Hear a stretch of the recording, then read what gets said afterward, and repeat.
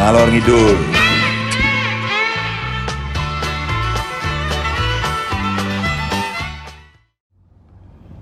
Halo, salam oi. Ini saya mau ini lihat bentar. Berangkat ke dokter gigi. Mau cabut gigi bagian atas nih, ini kanan belakang. Ada gigi susu namanya ya. Gigi susu tumbuh mengsol. Jadi nggak ada gunanya, cabut katanya dokter. Ya udah, manut. Baik,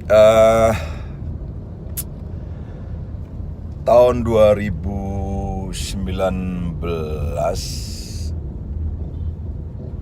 BPS mengadakan penelitian ada 737.000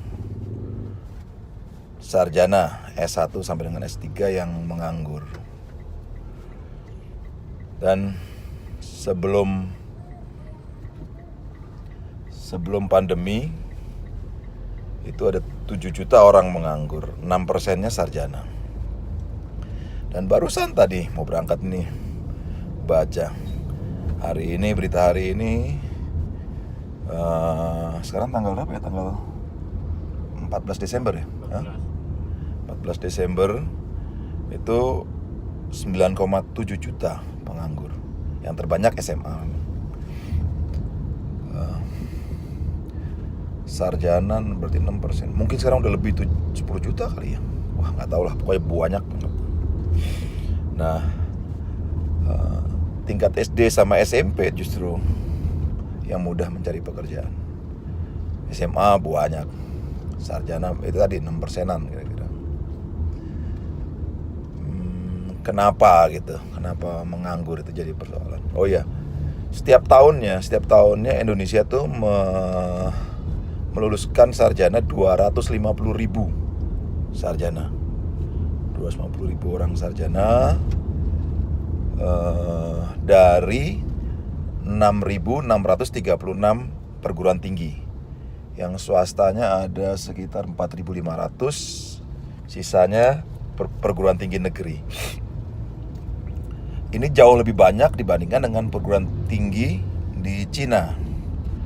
Di Cina rakyatnya aja ada hampir 2 miliar, tapi perguruan tingginya cuma nggak sampai 3.000. Ini menurut jempol saya. Jadi informasi di jempol handphone maksudnya. Luar biasa ya, kita banyak banget ya. Kenapa? Mungkin animo belajar masyarakat Indonesia tinggi. Terus atau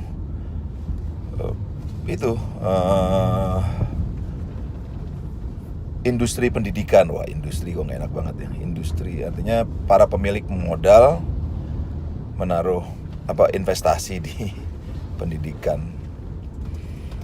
Ya nggak tahu lah, itu para pakar yang tahu. Tapi kira-kira gitu. Intinya kenapa kok banyak sarjana menganggur, ini persoalannya kan, yang kita jadi masalah ini.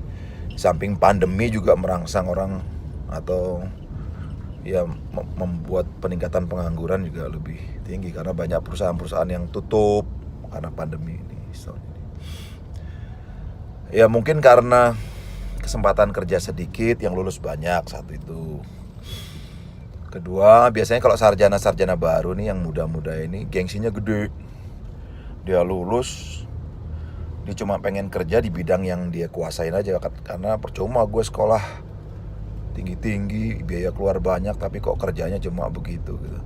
Tapi ya nggak semua sarjana begitu, ada juga sarjana yang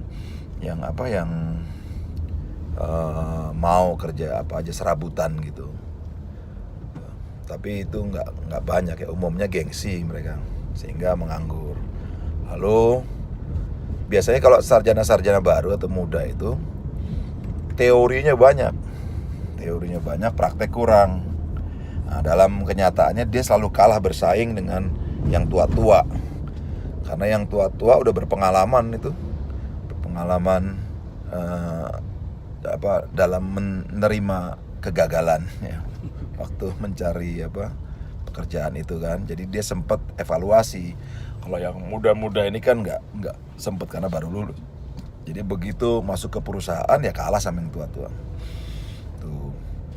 Lalu faktor komunikasi. Faktor komunikasi, nah itu juga masalah tuh. Banyak sarjana-sarjana kita yang belepotan dalam berkomunikasi. Ya contohnya kayak seperti saya lah gini, pikirannya yang ini keluar ini. Jadi nah, itu harus dilatih itu karena kadang-kadang perusahaan juga perlu sarjana-sarjana yang jago komunikasi. Tapi komunikasi doang, ngomong doang, nggak praktek ya omdo namanya. Itu juga males perusahaan menerima seperti itu. Jadi imbang lah komunikasi dan berkomunikasi dan ilmunya itu sejalan. Satu kata dan satu perbuatan itu biasanya. Lalu portofolio, nah ini penting, mengisi pengalaman-pengalaman yang sudah ada dengan rapi sehingga perusahaan mudah membacanya. Saran saya, sejak dini, mungkin sejak SD barangkali ya, orang tua atau guru-guru atau sistem pendidikan itu harus berani membiasakan siswanya untuk mempresentasikan, menampilkan apa hasil kerjanya ke depan kelas, supaya siswa terlatih atau pede. Jadi begitu dia ke tingkat SMP, SMA, mahasiswa, dia udah terbiasa. Begitu terjun ke masyarakat jadi udah nggak aneh lagi. Nah, di samping belajar secara sungguh-sungguh, kegiatan-kegiatan di luar sekolah itu penting, seperti organisasi atau kegiatan olahraga, prestasi sebanyak-banyaknya raih. Lalu Tarang Karuna juga tuh menarik juga itu. Nah itu diisi di portofolionya untuk pengalaman kerja. Tentu perusahaan akan melihat itu.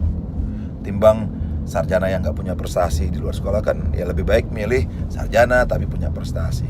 Karena saingan di luar itu tadi 250.000 per tahun sarjana itu. Dan itu setiap tahun pasti akan tambah lagi. Jadi kalau nggak pandai-pandai kita mensiasati baik sistem pendidikan, orang tua maupun guru-guru, atau bahkan semangat dari siswa itu sendiri, itu tentu akan tergulung oleh zaman. Jadi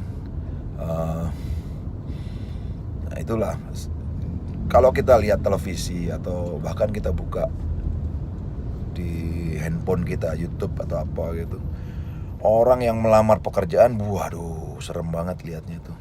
Ribuan orang untuk mencari pekerjaan,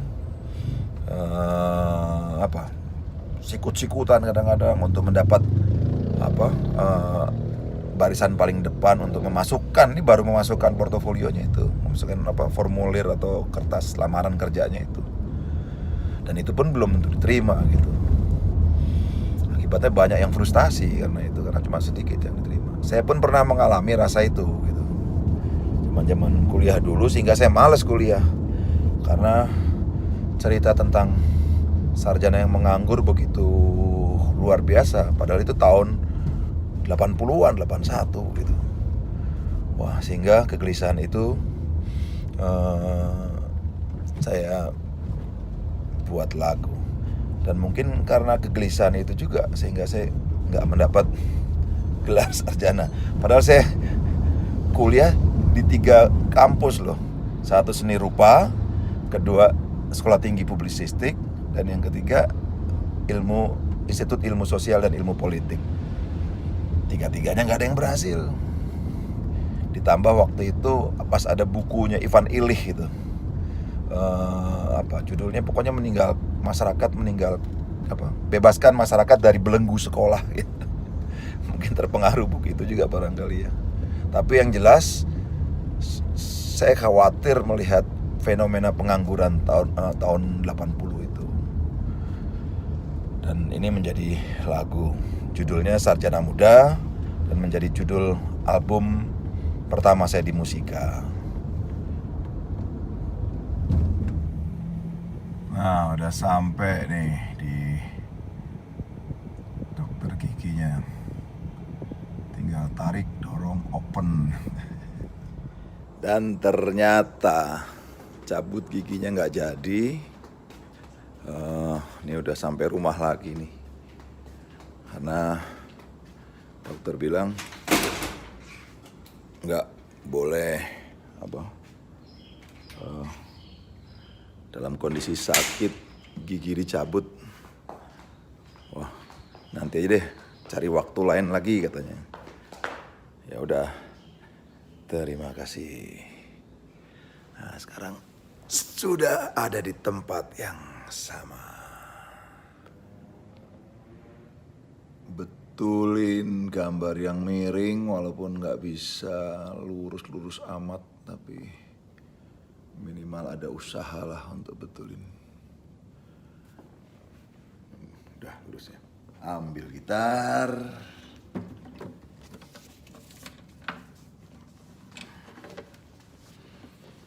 Kita nyanyi Sarjana Muda.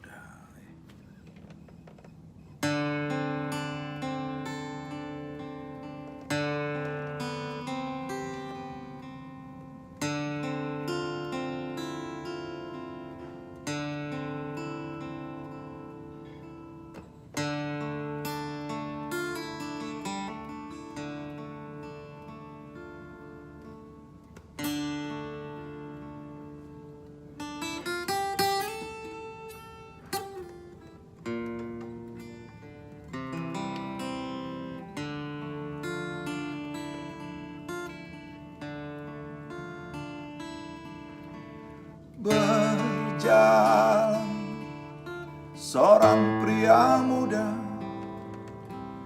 dengan jaket lusuh di pundaknya.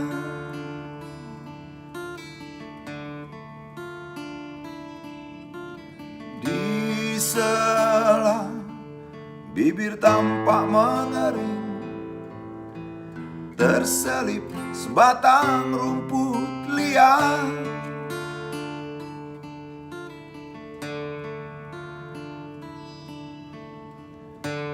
Jelas menatap awan berarah,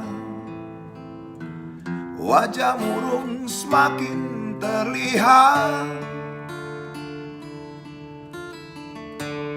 Dengan langkah gontai tak terarah, keringat bercampur debu jalanan.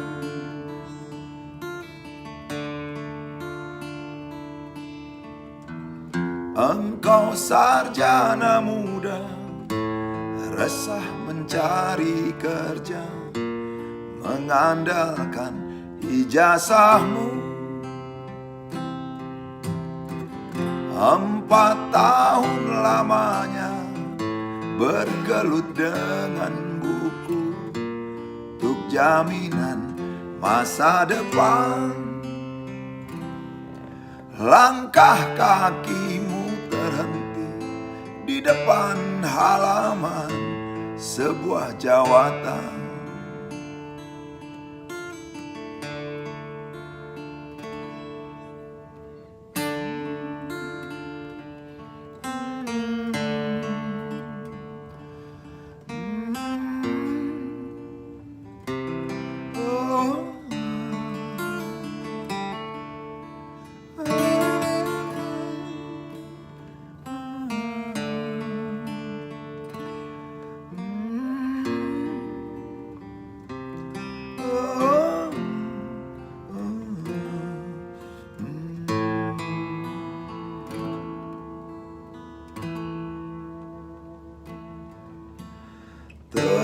Tercenung lesu engkau melangkah dari pintu kantor yang diharapkan.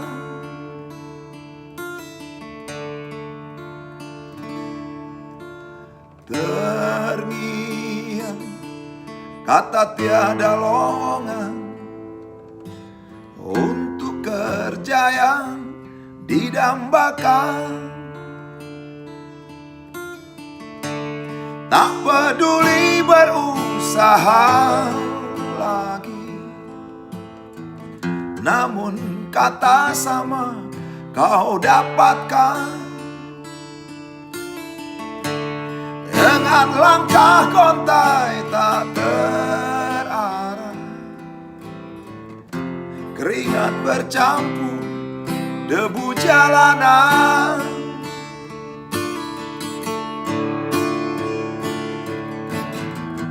Engkau sarjana muda, resah tak dapat kerja, tak berguna ijazahmu.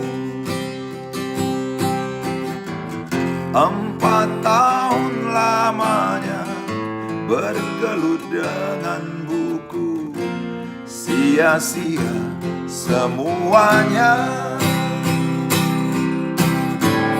Engkau sarjana muda, resah mencari kerja, mengandalkan ijazahmu. 4 tahun lamanya bergelut dengan buku, untuk jaminan masa depan.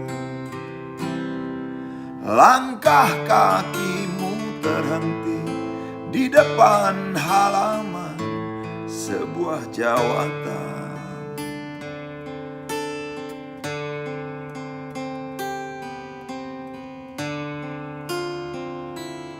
Setengah putus asa, ia berucap,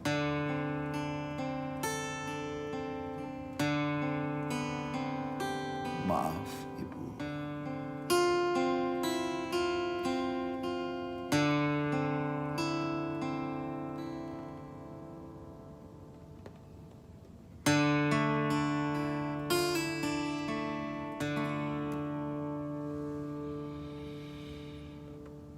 Ya.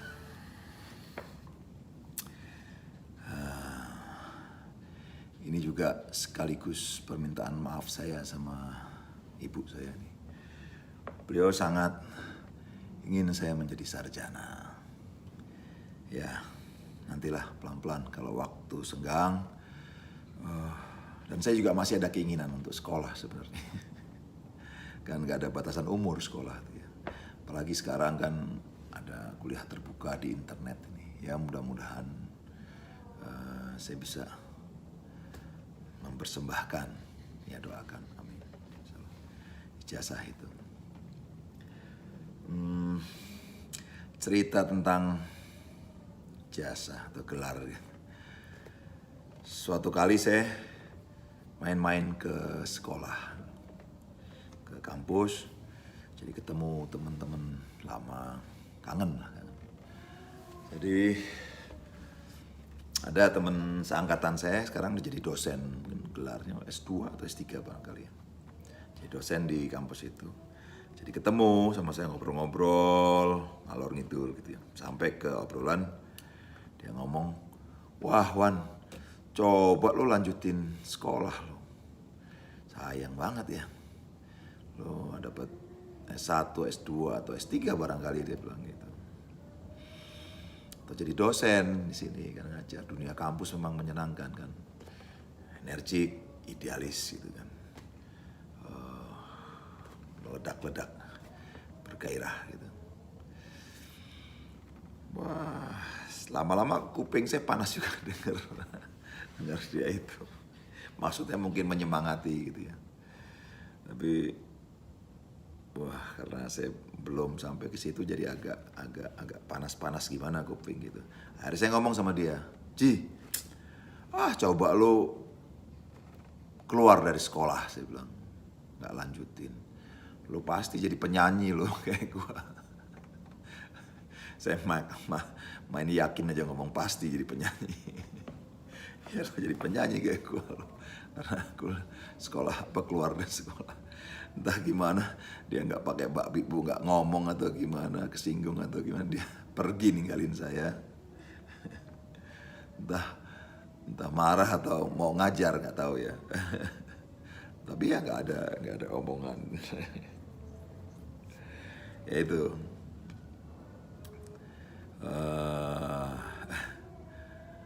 Banyak teman-teman saya yang udah jadi S1, S2, S3 gitu.